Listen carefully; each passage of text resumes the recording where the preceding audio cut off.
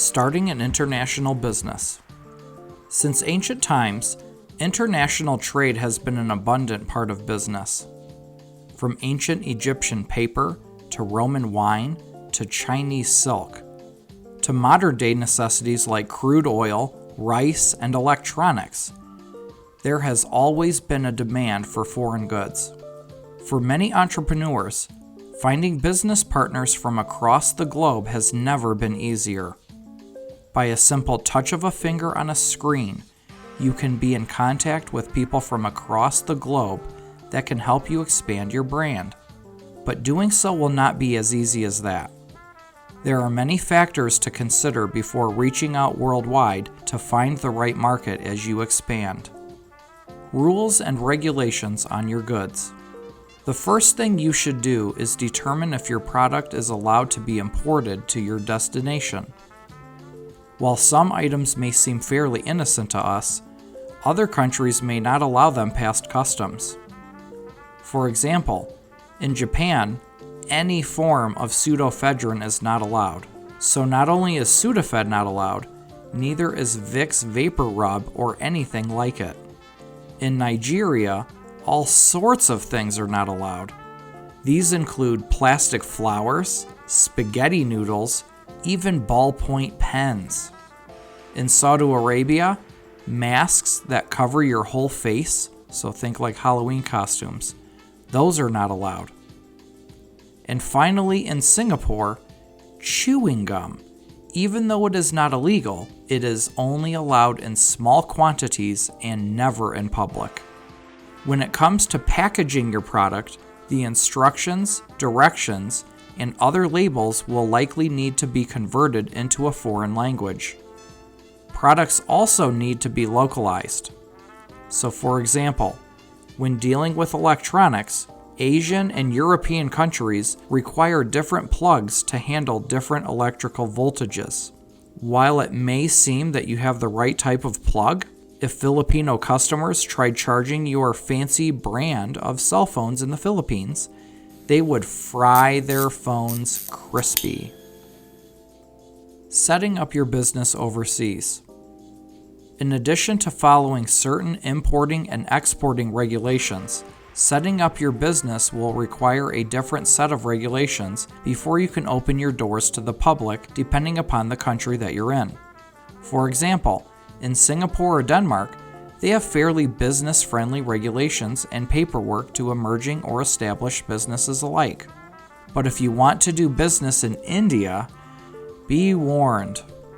Completing all of the paperwork for a business permit, construction, getting electricity, and registering your property is usually twice as long as other countries. If that wasn't bad enough, should there be any dispute in one of your contracts, or if a vendor that owes you money goes bankrupt, you will likely be waiting for 4 years before the courts render a verdict. And yet, there are almost 1.4 billion potential customers living there. Well done, Netflix. Well done indeed. Foreign nationals may require you to use an international bank account before allowing you to conduct business in their country. Using a U.S. bank may not be appealing to them, and a local bank in the foreign country that you're in may be too small to handle your level of business operations. Each country also has its own patenting and intellectual property regulations. If your shipment of products violates their copyright laws, your entire delivery could be seized and destroyed. Language and culture. Knowing the language and culture is truly the most important piece of this puzzle if you want to develop a new business in a foreign country. Perhaps you are a multi-ethnic business owner already familiar with your overseas location. As less than 20% of Americans speak a language other than English, you would already have a leg up on the competition. Nevertheless, if you can't speak the language and if you don't know the culture very well, you need to bring someone else into the business to assist you who understands. Do your research about the country's culture ahead of time before conducting business meetings overseas. Depending on the country, business meetings may need to be punctual with specific orders on turn-taking, while other meetings may be more relaxed and go long into the night. The style of the meeting will also vary based on their cultural beliefs. An article in the Harvard Business Review states that North American markets will likely emphasize end results during their meetings. African markets focus on purpose, and Eastern European markets emphasize safety. Gift giving is usually important to many countries when conducting business, but you need to follow cultural norms. Some cultures will play a cat and mouse game of refusing the gift, but they're doing it to be polite. As for the gift itself, some countries may find it insulting if you bring something from your home country, and then others might want that thing from another country. You also need to know what type of gift to give or what type not to give. For example, giving a clock as a gift to someone in China would be very insulting, as clocks represent death. Putting it all together. Over the years, Vietnam has become a place of importance of direct and indirect exports, like Samsung cell phones, textiles, rice, and coffee. As these type of businesses grew, it led to the standard of living increasing for many of its residents, with plenty of discretionary income for a new middle class. Logistically located near the center of Asia, while also containing 320 ports along the coast, Vietnam is an attractive business location for plenty of entrepreneurs wanting to enter into the world markets.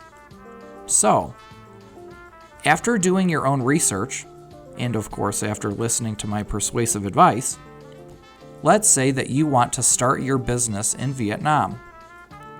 What information should you know before talking with a prospective business partner overseas? Well, let me help you out. Though English is gaining popularity, Vietnamese is still the dominant language.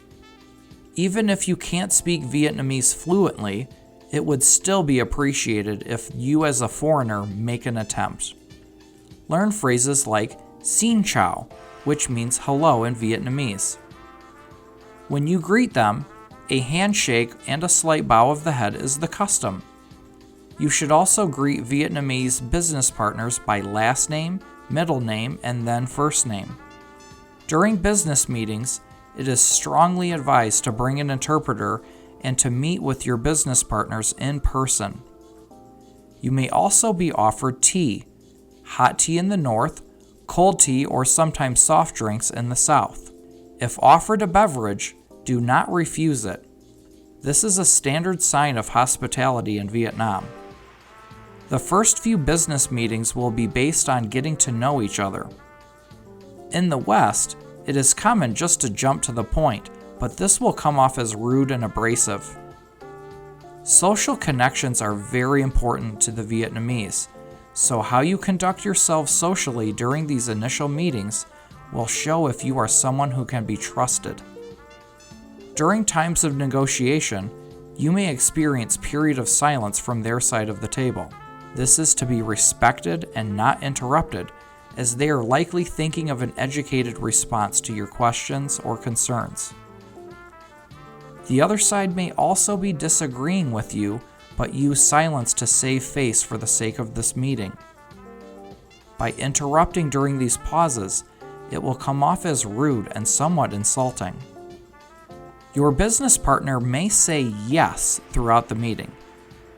That does not necessarily mean that he is in agreement with your proposals, but only that he understands what you're saying. They may also ask personal questions and about personal matters, and sometimes even about your family's well-being. This may seem intrusive, but to a Vietnamese, these answers are crucial to your character, as Vietnamese are strongly family-oriented and expect good family values from business partners.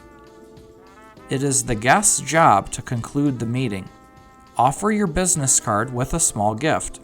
A simple pen with your company's logo would be appropriate. If there are multiple business partners, always start with seniority first, as this is still the custom in Vietnam.